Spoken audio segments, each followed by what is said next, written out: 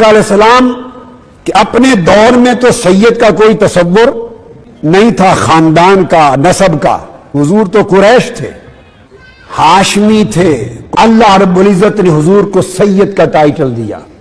صحابہ اور بعض تابعین کی روایت کے مطابق یاسین یہ جو لفظ ہے اس کا ایک معنی یہ ہے کہ اللہ نے حضور کو پکارا یا سید.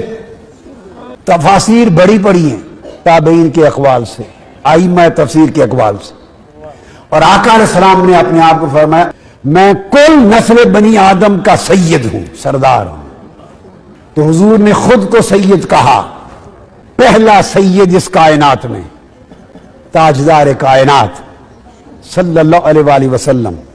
اب دوسرا شخص کون جس کو سید کہا؟ وہ فاطمۃ الزہرا. فرمایا سیدۃ نساء اہل الجنہ، اور سیدۃ نساء العالمین، اور سیدۃ نساء ہذہ الامہ. میری بیٹی فاطمہ اس امت کی ساری سرداروں کی سیدہ ہے، سارے عالم کی عورتوں کی سیدہ ہے، اور جنت کی ساری خواتین کی سیدہ سردار ہے.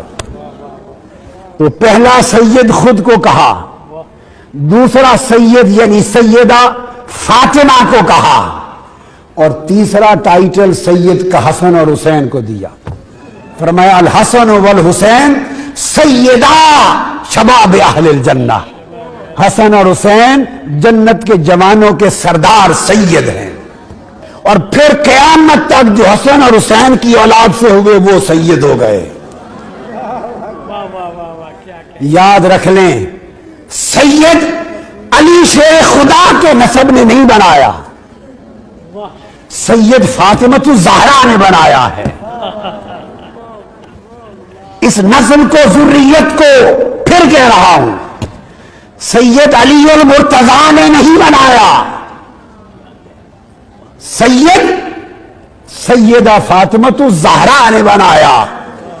اس لیے کہ سیدہ کائنات کے وصال کے بعد مولا علی شیر خدا کی اور شادیاں بھی ہوئی اور اولاد بھی ہوئی، اور محمد بن حنفیہ بھی آپ کے بیٹے تھے، مگر سیدہ فاطمۃ الزہرا کے بغیر جس زوجہ سے حضرت علی کی جو اولاد ہوئی وہ سید نہیں ہے.